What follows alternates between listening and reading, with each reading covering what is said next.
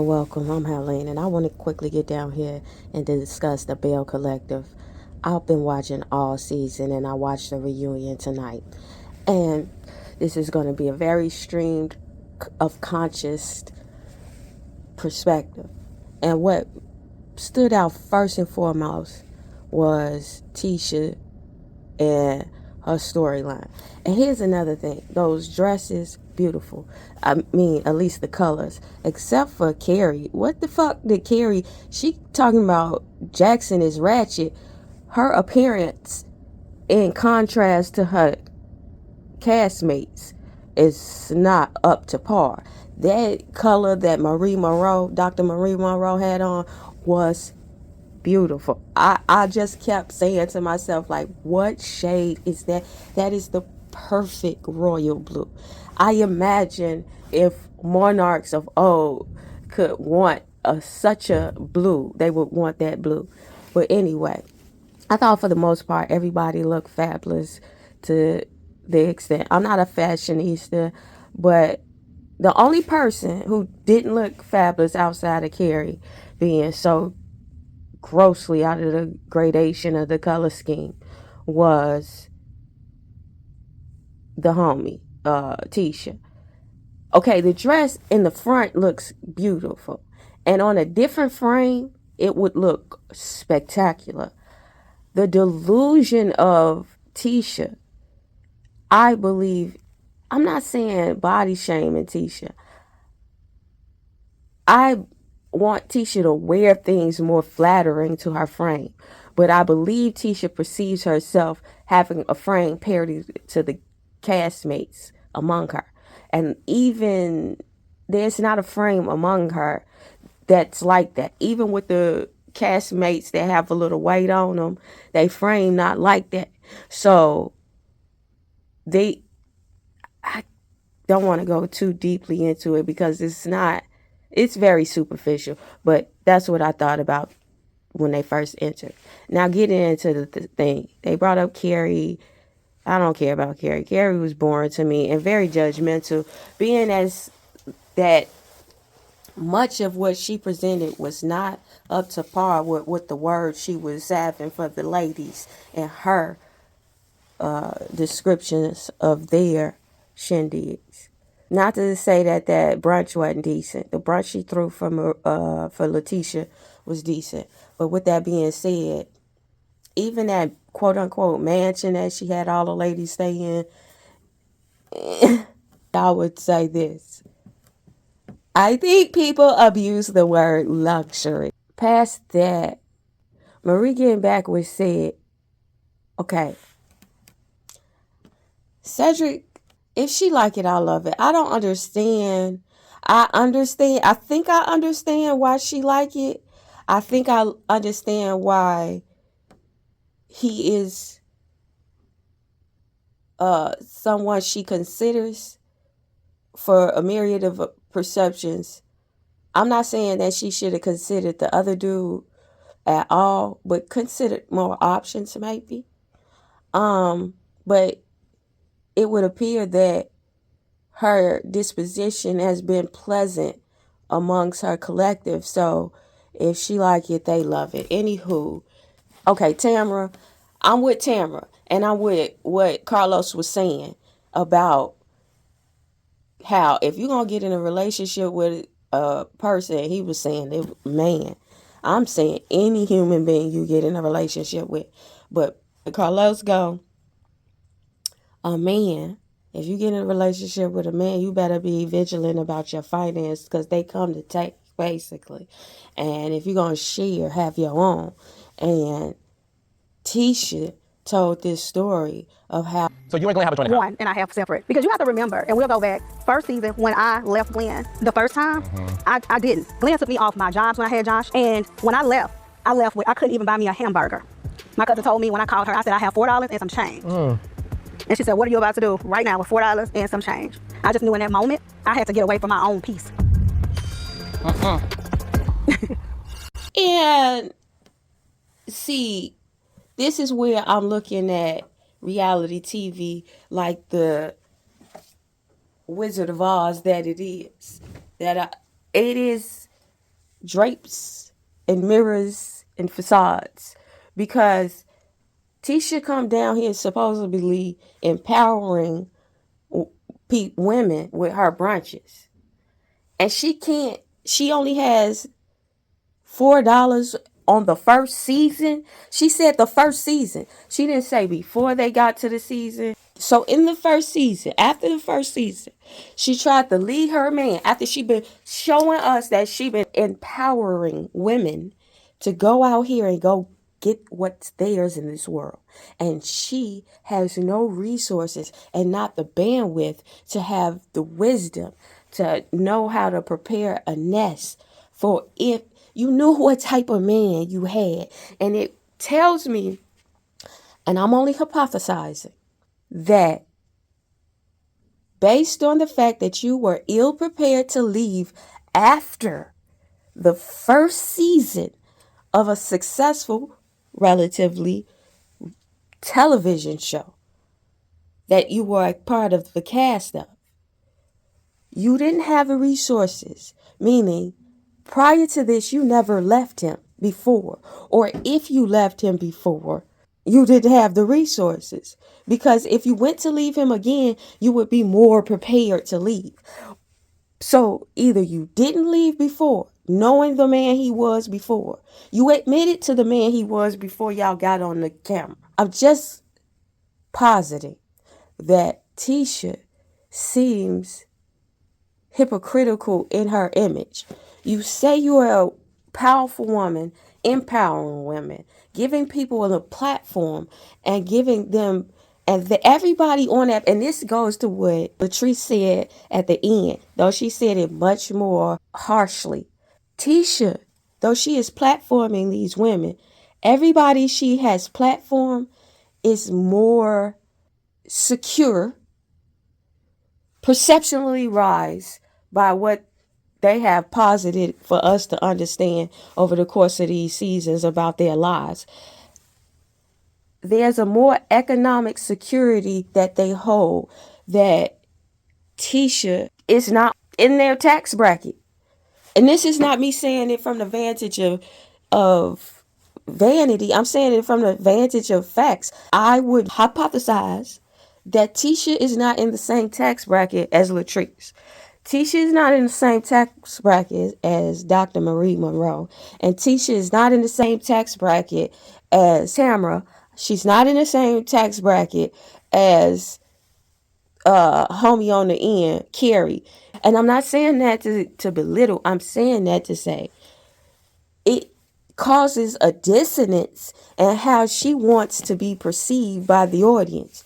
You showed up as this person who had these multiple ventures and these multiple enterprises, but what does it amount to if in your time of need you can't escape the person doing you harm and bad deeds? But anyway, let me proceed.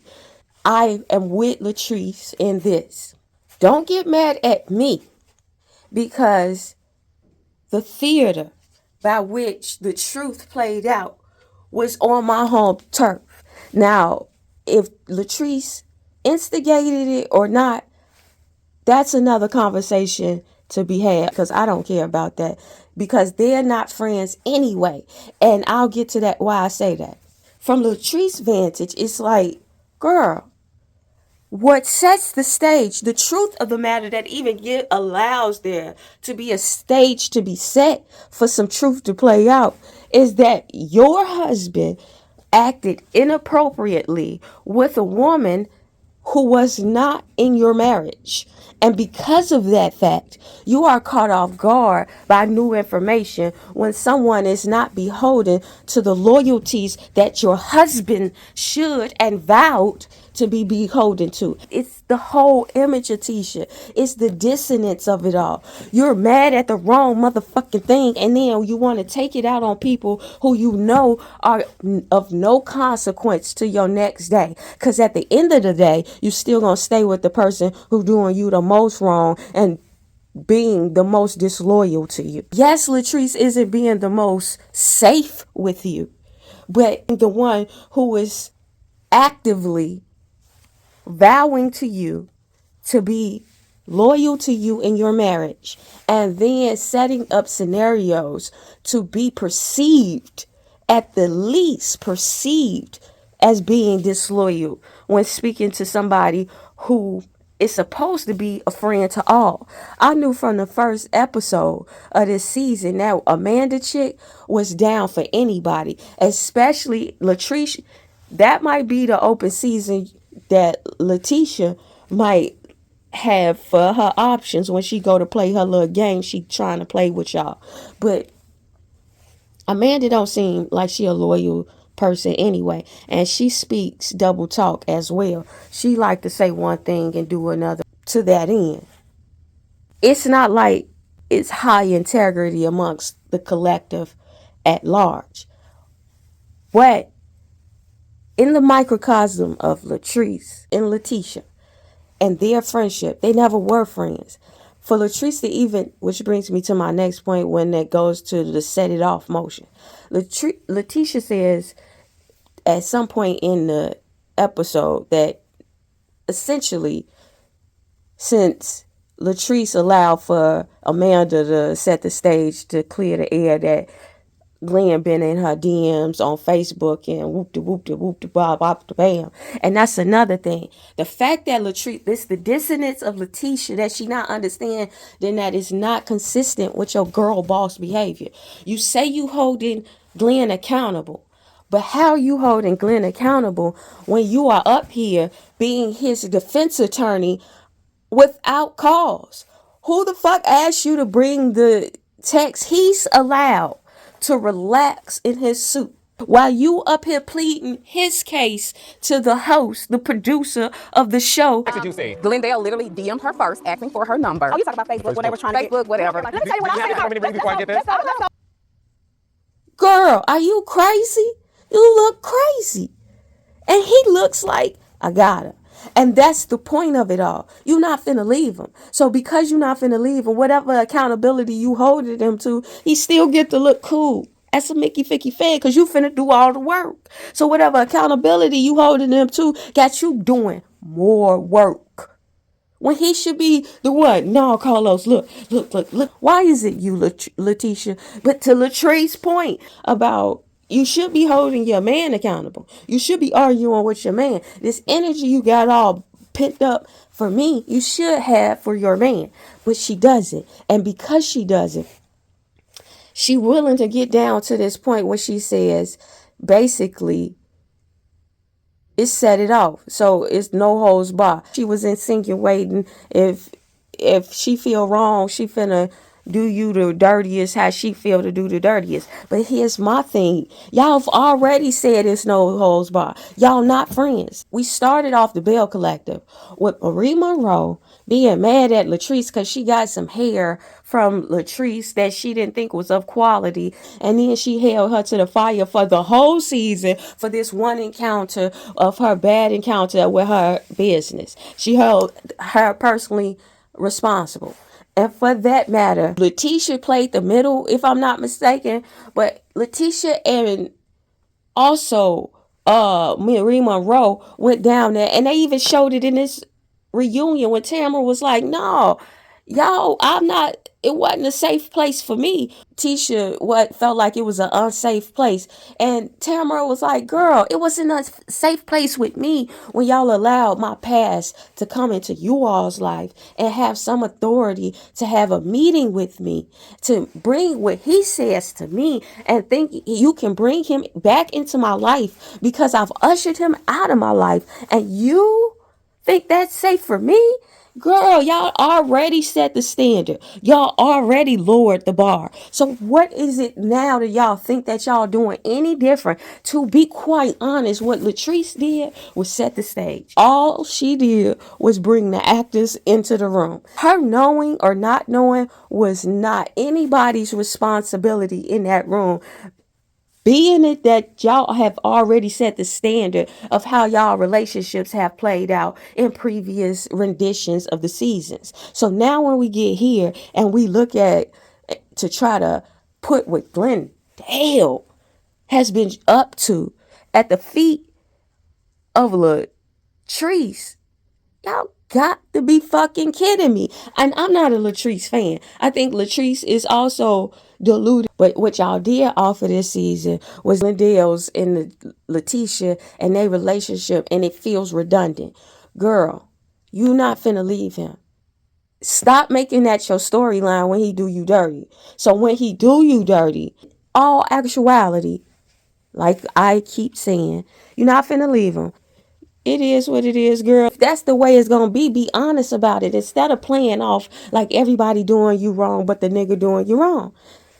Past that, when it came to Selena, I want to know what the hell this dude she got do, say, what kind of human being is he? Because Selena, if the currency of woman in this Western society is her beauty or her attractiveness, Selena looks beautiful, more beautiful than your average human being on planet Earth. The person who's sitting next to her looks like Pop. He looks like, so for whatever he is, she keeps telling us he is inconsistent with what she is wanting going forward and what she is expecting in a marriage. And all he keeps saying is, I'ma do it. But it appears based on what she's saying that ain't nothing changed. So what is it that is keeping Selena there? I want to know, please. If y'all gonna bring that relationship story back, y'all gotta tell us who this man is. Why is he? Because Selena really could. She is Beyonce beautiful. On a regular day in bad makeup, she looks Beyonce beautiful. She really could stick her head out the window and get Jay-Z. So my point is this man the Jay-Z of Mississippi? I need to know who he is. What is the attraction that is keeping her there past the complaints? The set was beautiful, given previous sets. I think they took their time. I think the Carrie husband, very well crafted ideas he delivered to the collective. Girl, I'm here to catch you when you fall. You catch me when I'm fall. You know what I'm saying? If I got the strength in ways you are weak, I'm going to just cover you there. If you got the strength in ways that I'm weak, I'm going to cover you there. I'm going to be open to the covering and in mutual exchange, and we're going to work out a dynamic that is best for our partnership. And that'll help us grow if we love one another. I'm with that. I'm sure he said it in his own way, but I heard covering and strengths and weaknesses and all that. So my point in saying that is, say it to my point with Marie Monroe. It's the same thing. Marie Monroe is a pretty woman. Marie Monroe also is a well-educated human being. Marie Monroe also is a woman who apparently is so economically secure she can retire as we speak. So if that is the case in her circumstances, what is it? What type of conversations is you having with Cedric Marie Monroe? And are they edifying for real? Or is you like I'm not even going there. I just want to know. Who are these people? Because y'all give all of y'all selves, or at least some version of transparency of self to the camera. So when these men y'all bring amongst us to try to say y'all partnering with them, we would like to know, like, who are they? But with that being said, at the end, I'm not mad at Latrice on this one. I'm just going to say that. It is an awkward situation. What I will say, Latrice better watch out for her Amanda, her damn self, because that very first episode of this season, I'm thinking she a little too comfortable at that bar with Cliff, Latrice, and herself, Amanda. Because who is she? And why does she feel like she can be so insertive? With that being said, when Latrice got to the back and she was telling Cliff, Glendale is not your friend. And that's because, and this is what I wanted to say. I'm going to end here. I really want to end here because this is a summation of the season. Because I think we fail to realize what loyalty is. You cannot chance somebody's integrity for your loyalty. And that's what essentially Glenn is asking Cliff to do by saying, well, if it happened in my house at your friend, I'd have shut it down. Cool. You'd have shut it down. But like Cliff said, you never known me to inject myself into women's affairs. Whatever you feel about that stance, that has been his stance, is what Glenn conceded to even when Cliff said it. So if that is the case, if women in his, I guess in his presence, are having a conversation, and that conversation has nothing to do with him, he's not going to inject himself, is what he's saying. So if that's the case, why are you asking him to go against his own constitution for your unscrupulous behavior? I didn't even want to go into depth of what Tisha was doing when she was having the phone and giving it to Carlos and having him read through the messages between Glendale and Amanda. I don't watch Love and Hip Hop, nothing. But I hear on one of these Love and Hip Hops that Yandy is going out bad because I am told that she is out here claiming that DMs that are coming from other women to Mandisi's profile or what have you is actually coming to her, and she's the one actually communicating with these women, sliding in his DMs. True or not, the lengths that people will go to take and shield the perception of their relationships when the person who is putting them in that predicament is not having to bear any of the weight in the moment when put in this predicament. Instead of looking at the husband, it's, why are you bringing this information to me? Why are you the person that bringing it to me? Why isn't it you the person who is bringing it to me? And why didn't you bring it to me like this? And why didn't it? Nigga, that's why the saying exists, don't shoot the messenger. Latrice had every fucking right to not be the messenger and not want to be the messenger. Girl, you're not finna leave him.